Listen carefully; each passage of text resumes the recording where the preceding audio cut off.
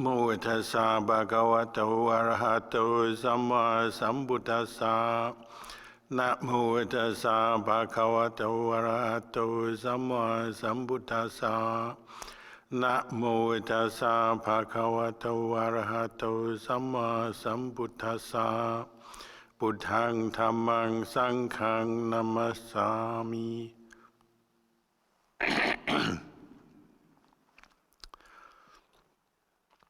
Blessings, good evening to you all.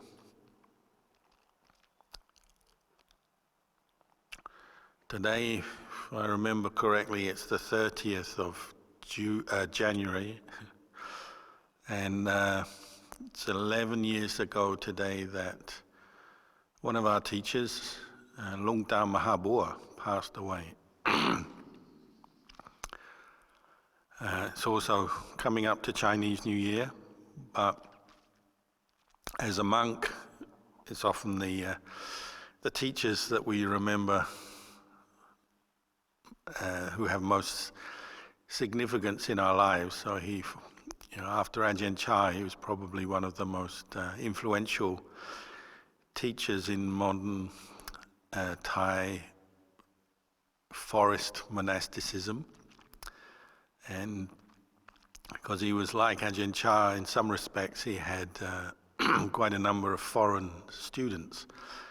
His reputation and name went outside of Thailand around the world, and his teachings have been translated and people know of him.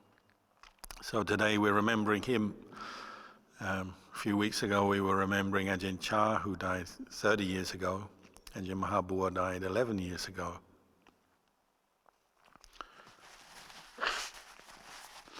And they have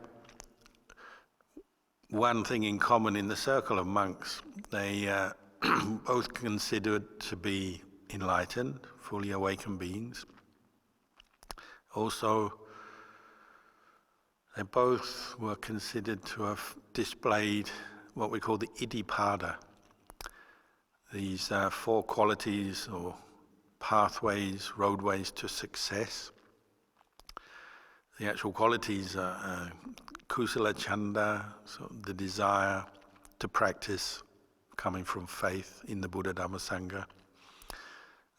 Virya, great perseverance and effort. Citta, the quality of samadhi and focus on the practice, not wavering. And then panya, wisdom, directed to the practice and to freeing the mind from defilement.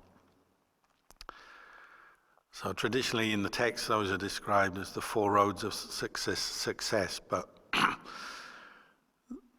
in the circle of monks, they also have this way of describing it, that when one has perfected those 4 qualities,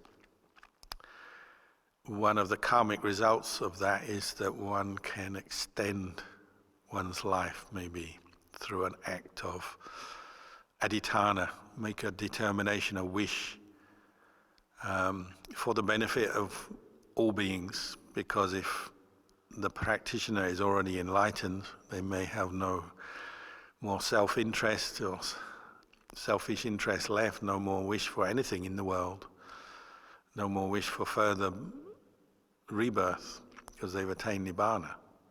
But they may see it of benefit for beings to stay on as long as they can, use their 5 khandhas, their body, to stay on as long as they can for the benefit of people with faith, so that they can make merit through offerings, be inspired by the teacher, the teachings of the teacher, inspired to keep the precepts, meditate, listen to the Dhamma, even inspired to ordain. Both teachers, Ajahn Chah, Ajahn Mahabua, had that in common. As we know, Ajahn Chah spent about the last 10 years of his life very ill, but seemingly in a miraculous way didn't die very quickly after he had a stroke and a number of different illnesses came up. He seemed to use his strength of body and mind and his special qualities to keep himself going as long as possible. We believe for the benefit of everyone. And Ajahn Mahabua the same. It was about 1997, I think. When he was just in his early 80s, we believe probably had cancer, although he's a very private monk, and up until that point he'd been very private, not going around Thailand teaching. People knew his name, but they didn't know him personally very well, other than his close disciples. He was quite a private, personal monk, student of Ajahn Mun. And in his early 80s, he got cancer, and everyone was preparing for him to die. And he even mentioned that he was going to die, and had the monks build a simple cremation site at the front of the monastery for him.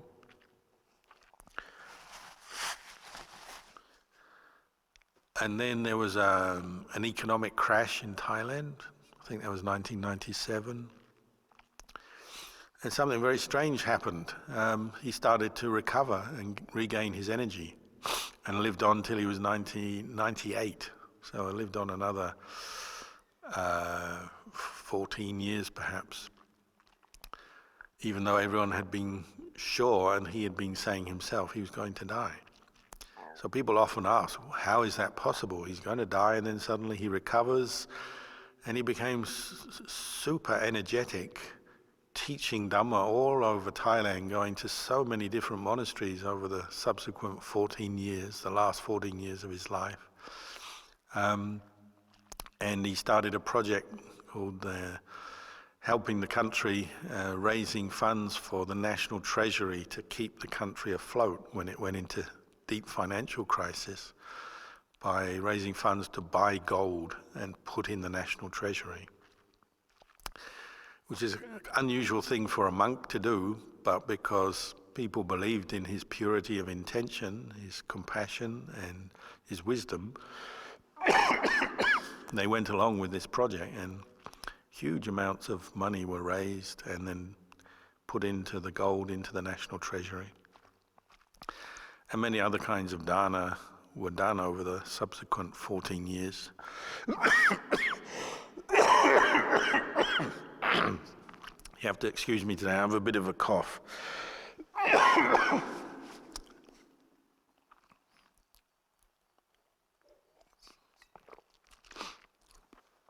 He was building hospitals, helping the sick, helping the poor, helping stray dogs, all kinds of different projects, and building monasteries as well. So though that last period of his life, he went, don't worry, this is quite normal for me. He went from being on his deathbed to being very active, helping the country, helping Buddhists, Sangha and laity. And for those who knew him, it was an incredible time of activity, particularly because he would travel around the country. He'd be invited to places where they would do fundraising for his projects, but also, more importantly, to hear Dhamma, to meet him, listen to his talks and teachings and get energized. And wherever he went, he did energize people very noticeably, whether it was, whatever monastery or university or public place he went to teach, as well as teaching on radio and live streaming. He had a very powerful, positive impact on the country at a time when there was crisis. He was very outspoken in that period of time. His character is quite outspoken, and he would sometimes admonish politicians or give comments on the way the country was, the way Buddhists were practicing, and so on. So some people found that was hard to take. So some people didn't get on so well with him. But I think the majority of Buddhists appreciated his very direct and profound impact on the Buddhist community at a difficult time. And of course, as his students, as monks practicing in the forest tradition of Ajahn, we really appreciated his energy and willingness to teach.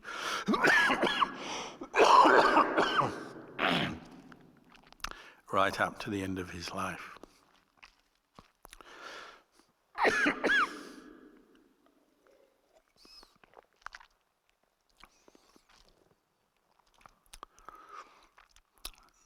So remembering his life, he had many things in common with Ajahn Chah, who is also obviously our teacher. They both started in monasteries where they were spending most of their time studying the pariyatti, the texts.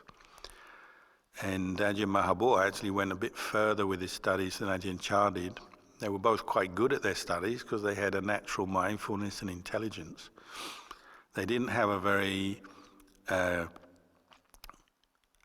elaborate lay education. They both left school, what we'd call primary school age, which was what happened in those days. There was very little education available, little opportunity, and often young men in northeast Thailand would go into a monastery to gain some more education after they left primary school, maybe at the age of 11 or 12. So he went into a monastery and he studied and became a Pali scholar of the 3rd level. So he didn't become a scholar of the highest level, but he was on the way to being one. And yet he realized, in a similar way to Ajahn Chah, he gave up his studies because he said, this is not going to lead to enlightenment. He said it's a good foundation for understanding what the Buddha taught.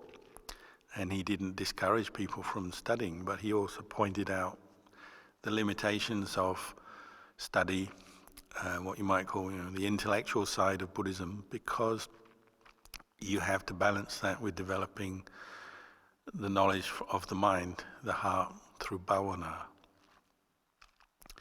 So he left his studies behind and went out into the forest and went to Lumpur Man, who would become his teacher, and stayed with him for many years, practicing meditation and looking after Lumpur Man in his final years, until Lumpur Man passed away, and then he went off on his own. He said to get enlightened, and that's what he did. He was a monk of his word. Whatever he determined to do, basically he would do it and complete it. That was his character. So similar to Ajahn Chah in the sense he's very direct in his teachings and his approach.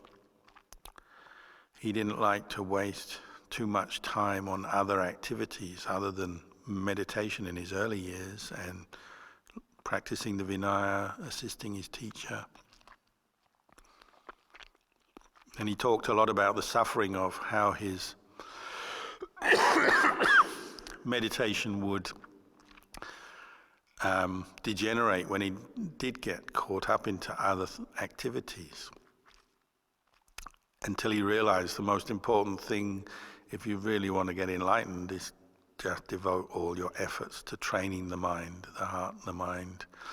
They use the words interchangeably, heart, mind, the citta. In Thai we say jit or jai. There's different words we use for it. It's this quality of knowing, as opposed to the physical body. We have the mind that knows. And he said, if you really want enlightenment, then you just have to devote everything to training that, purifying it, abandoning the mental defilements rooted in greed, anger, delusion. And it's so important, so valuable, so important. You get to a point in your practice where there's nothing else that matters. You just have to go for it, in his words. And so after his teacher Ajahn Mun died, that's what he did. He just spent the next few years devoting himself to the practice, just as Ajahn Chah did before he started Wat Nong Bapong. He was practicing very hard in the forests of northeast Thailand. And Ajahn Chah started Wat Nong Bapong, Ajahn Mahabua started Wat Pa Ban Tat, and became a highly respected meditation master who was considered to have the most of Luang Por Man in him, in his way of teaching, his way of training monks and laity, his way of describing the Dhamma. Very true to his teacher and very, they say, reminiscent of Luang Por Man. So for those who didn't know Luang Por Man, because he passed away so long ago, Ajahn Mahabua was kind of the connection between the present day and back to Luang Por Man's day. So he was perhaps more appreciated in the very last few years of his life because he did start to go out and teach much more, having been quite private and quiet for much of his life. He had actually gone to England in the 1970s, so that is a long time ago now, maybe 50 years ago. He went to the UK, to London, to teach meditation. And so he's also had a very, in the formative years of the English Sangha Trust and the Buddhist, Theravada Buddhist scene in England, he had an influence. He went with Ajahn Panyawado, who also helped with the English Sangha Trust for a number of years. And even though they didn't start a monastery, they returned to Thailand, they kind of planted some seeds, which later led to Ajahn Sumedho going over to England. So clearly you can see there's an intertwining both of Ajahn Chah and Ajahn Mahabua and then their students, Ajahn Panyawado, Ajahn Sumedho, and the foreign Sangha who grew out of Ajahn Chah's teachings, but are also linked, and often we have friends in Ajahn Mahabua's Sangha. There's connections there. And that's coming maybe from Ajahn Mahabua's great wisdom, just like Ajahn Chah, visionary practitioner who was willing to accept and teach foreigners as well as Thais, even though he didn't speak English, like Ajahn Chah didn't speak English. There's a certain similarity there. And probably in the long run, they'll both have had very important roles to play in spreading Buddhism out of Thailand into the world, Theravada Buddhism. For those who knew Ajahn Mahabua, they kind of had a mixture of awe. He was, the original awesome teacher in the sense he inspired awe in his students. They were always a little bit careful around him because he could be very sharp. Everyone was convinced he could read their minds, and certainly he could see how mindful or not mindful they were from day to day, and he would sometimes give people admonition and teachings out of nowhere sometimes. So his students were kind of in awe of him, but also loved him because they were confident he spoke out of wisdom and compassion, not out of anger. And he would say, I'm not angry with people when I teach, I'm angry with the defilements, because the defilements are what ruin people and cause them suffering. And so we have to abandon the defilements from the world. So he always had this way of talking about defilement in a very impersonal way. Because one of our problems meditating and learning Dhamma is that we take everything personally. So we say, I am angry and I'm suffering because I'm angry. I'm greedy and I'm suffering for my greed. I'm afraid and anxious and I'm suffering because of it. And that's the whole point, is that we get caught up in our mental defilements, take them personally, make problems out of them, lack mindfulness and wisdom to see that they are actually not a self, but they're qualities of mind that come out of ignorance and delusion. We fail to see that. And so he was always encouraging people to bring their mind back to the present moment, because because he said you can only really resolve your suffering in the present moment. You have to establish mindfulness, clarity, recognize a defilement as a defilement, and then find a way through your wisdom to let it go. He's very clear on that. And he would employ that style of teaching all the time in his monastery. Whether it was monks, nuns, or laymen, laywomen, everyone got the same treatment. And he'd be very direct, not beat about the bush, but always coming from compassion and wisdom. And he would just keep drumming this message home to get to know your own mind, because we can't liberate ourselves from suffering knowing things out there in the world alone. You know, the knowledge of the world can help, but it ultimately is not what brings you to be liberated from the defilements. That has to be internal knowledge of your own mind, and recognizing the defiling nature of greed, anger, delusion, and all their offshoots.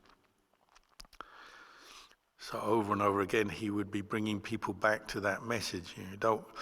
So like one of the first teachings I received from him was like, don't waste your time thinking too much about other people, arguing over the Dhamma and the right way to practice with other people.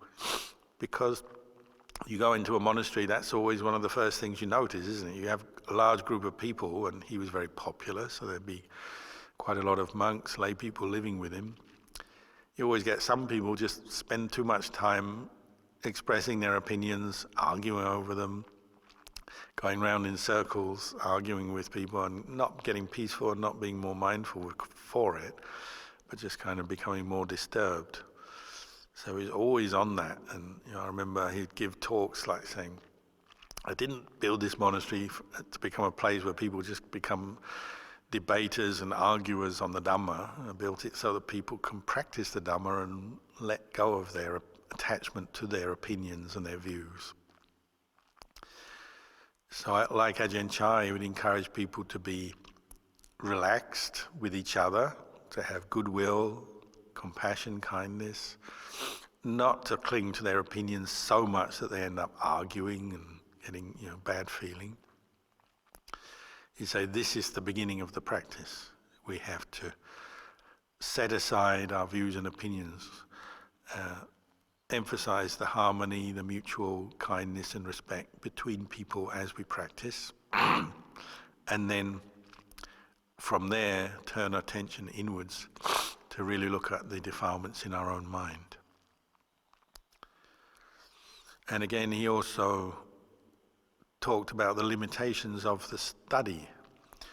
Not to discourage study, but to say when you really want to meditate and improve your mind, you have to set aside the study, at least temporarily. Very similar message to Ajahn Chah, saying what people tend to do is read and read and read, listen and listen, thinking that the more knowledge they'll get, the closer they'll get to Nibbana, the closer they'll understand how to let go of defilement, the more they'll understand, the more they understand the terms, they can quote the suttas, the closer to Nibbana they'll get. When in fact, what tends to happen is it kind of clogs up their mind, because as they're meditating, as soon as they get some peace and mindfulness arises, then what tends to happen is the textual knowledge comes in, the terms, the quotes, the memories, what they call sanya, the memories of the text comes in to the mind. And instead of supporting the practice at that point, it tends to be an obstacle. And they keep trying to compare what they've read and heard with what they're seeing and knowing too much, labeling things and feeding the verbalization of the mind. And that often comes out again in discussion, debate, arguments, or even just in one's own mind, clinging too much to the concepts and the labels rather than really watching what's there with clear observation. So he encouraged people to set aside their attachment to the texts, put them to one side and really put effort into developing mindfulness on the heart over and over again. And he said a lot of his job was simply just to remind people over and over again the same kind of messages, not to attach to the concepts, learn the concepts, but then set them down and develop some really continuous and pure mindfulness. And that's how he had practiced. He said all the scriptural knowledge he'd learned at one point was just an obstacle. So he said he had to put it down and just work more on just watching his own citta, calming the mind, and working with getting beyond the 5 hindrances, developing calm. Because that's the nuts and bolts, the bread and butter of a meditator. Every day you have to deal with your irritations, your doubts, your desires, your worries, your sleepiness. Even if you have learnt a lot, read a lot, and that may be good, and in one day that might be very useful for you, the knowledge you've accumulated. But when you're dealing with a mind that's very stubborn, sleepy, obsessed with some object of desire, or very angry, you don't need the text then. You need a lot of determined effort to bring up mindfulness and let go of those particular hindrances. So it was persistent effort in establishing mindfulness, bringing up mindfulness over and over again through the day, through our lives, was what he focused on. And he talked a lot about his own meditation. He attained samadhi, deep states of samadhi, after leaving his studies, meditating with Ajahn. He did attain deep states of samadhi, but then he found he couldn't maintain them. They would degenerate because he wasn't maintaining mindfulness in every posture and wasn't focusing so much on mindfulness. He was focusing more on attaining samadhi and seeing those attainments as attainments. So you could say as a form of self. So you've attained your peace, you have that self-satisfaction, and then you maybe clinging to the peace, so you try to avoid anything that disturbs your peace. You stay away from people, stay in quiet places, which up to a point is good and useful in the practice. We do need seclusion, of course, but there's still a chance for your mind to degenerate if you don't maintain mindfulness. And what people tend to do is attain some feelings of peace from their samadhi. There's the bliss, the one-pointedness. But then as they come out of that, they're not maintaining mindfulness as defilements arise. And they can miss various defilements. And then gradually the samadhi degenerates and disappears. And he said, it's back to square one. And he said he's so angry with himself for having attained a deep state of samadhi and then back to square one, like with no samadhi, just a beginner again. He said it was so disconcerting, so disappointing. He said if he could blame someone for that, he would just go and punch them on the nose, if it was a person doing it to him deliberately. But of course it wasn't. It was just causes and conditions. So he spent a lot of time studying this. Why does our samadhi degenerate? And he could see, it's loss of mindfulness. We lose our mindfulness, so distractions come in, distracted thinking, distracted speaking, activities that maybe don't support the practice and lead to our mindfulness dispersing. We start to pursue those activities. And so this was a big part of his teaching, is how to gather one's attention together over and over again, not to go into distraction by maintaining mindfulness in all postures, in all activities. And there's this sense of gathering the mind's energies together all the time in the practice, not letting it disperse too much through too much socializing, other activities that we can get involved in, even as monastics, so like teaching, building, running monasteries, all those things. You have to really find a careful balance in those activities so that you may have certain duties and responsibilities, but you don't let them become a basis for distraction. Otherwise your mind is gone. You can't gather your energy together again. And the same for laity. When lay men and women would come and stay in the monastery, he said, now you're here, and people might go for 1 week, 1 month, 3 months, periods of time, stay in the monastery. He said, now you're here, drop everything else. You don't need to contact home. You don't need to find out what they're doing back home. If you've made your decision to come to the monastery, stick with it.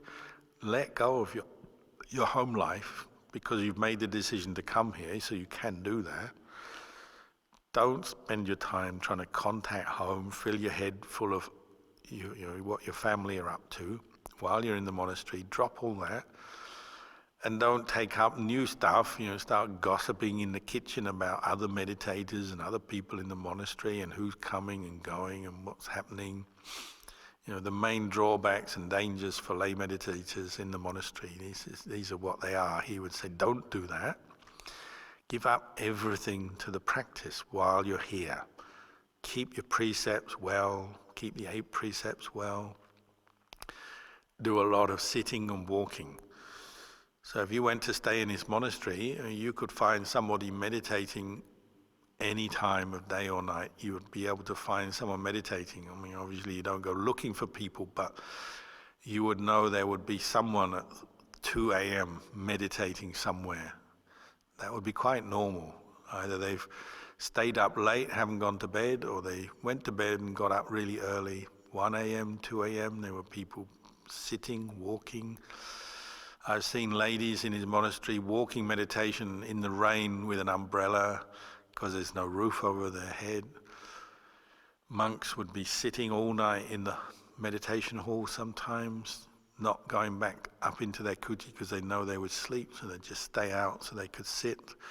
Monks walking all day or all night. People really committed to the practice because that's what he encouraged. He'd really kind of push you only out of concern for people to experience more mindfulness and then to use their wisdom to reflect on the Dhamma. So whether you visited his monastery, you get this energy just like when visiting Ajahn Chah's monastery, or if he visited your monastery or your place that you worked or you'd gathered, you'd get the energy as well. So I remember whenever he'd come and stay at Wat Mapjan when I was there, there'd be the buzz of excitement before he arrived. Then he arrives and he stays, and you hear the Dhamma, talk Dhamma, but also just his presence would be energizing. You'd be full of this bright, happy energy, and he'd encourage people to do sitting, walking meditation. I remember he gave me a lesson in walking meditation once, how to do it, and then what to do when your mind does gather together in samadhi. You have to stop and let your mind go in. So he'd be full of very practical tips, how to practice and improve your mindfulness every day, how to eat mindfully, how to be restrained with other people around, how to do the chores so that you don't lose your mindfulness as you're going about the daily chores of cleaning, maintaining the monastery. Very practical application of the practice of mindfulness, but also wisdom. And this is something people sometimes forget. He talked a lot about the citta and developing samadhi, but he was always talking about wisdom as well. Wisely reflecting on your 5 khandhas, this body, this mind, to see the way they are. You don't even have to take up a word like impermanence or not self. He said, if you're really mindful, you just look and observe, how are they? The thoughts you experience. What is their real nature? How solid are they? And he said the conclusion you'll come to when you look really closely is you'll see, well, your body is impermanent, suffering, not self. Feelings, the mind, and all our thoughts and views, they're all impermanent, suffering, not self.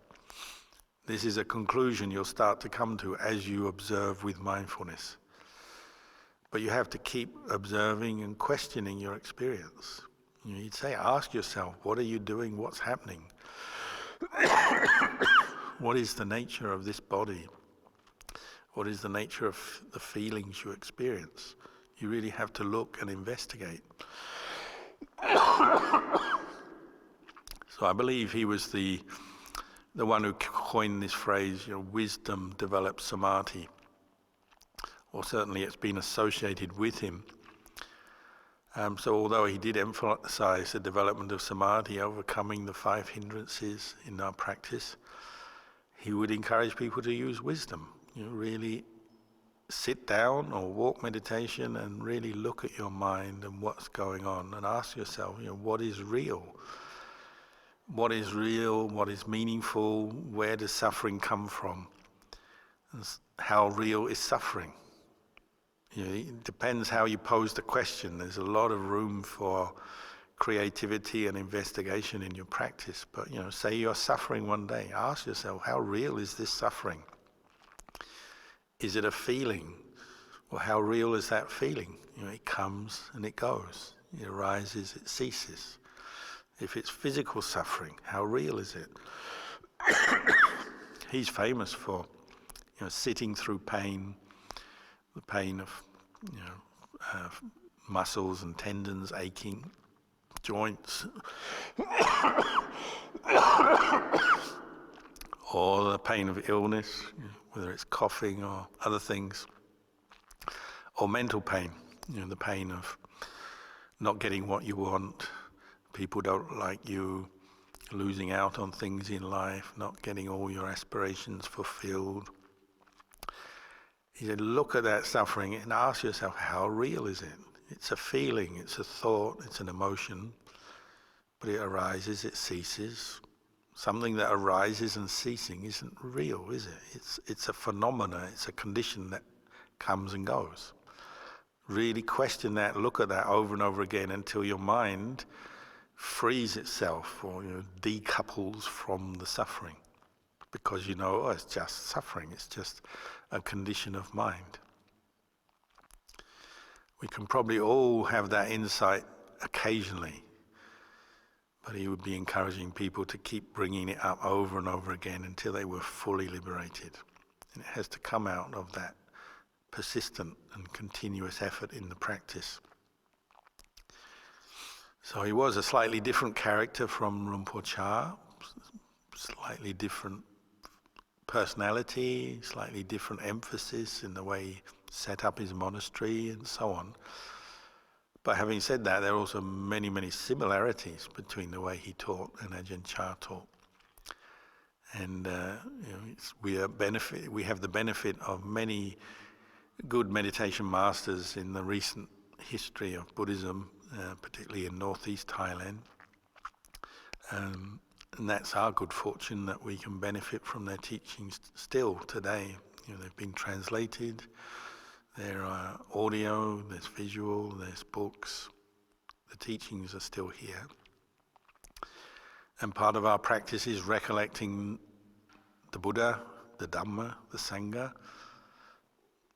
as personified in Ajahn Chah or Ajahn Mahabua or any of the other meditation masters we have faith in. Many people are commemorating the passing away of Thich Nhat Hanh the last week, and his funeral will be soon. These are our blessings in the world, that we've had teachers and we have currently living teachers still here that really connect us to the Buddhist path right back to the time of the Buddha. But in this living age we have the blessing of good teachers, good teachings, good opportunities to practice, so we should make use of them. So maybe that's my encouragement to you all on this evening and during this talk, punctuated by some coughs. So I wish you all well.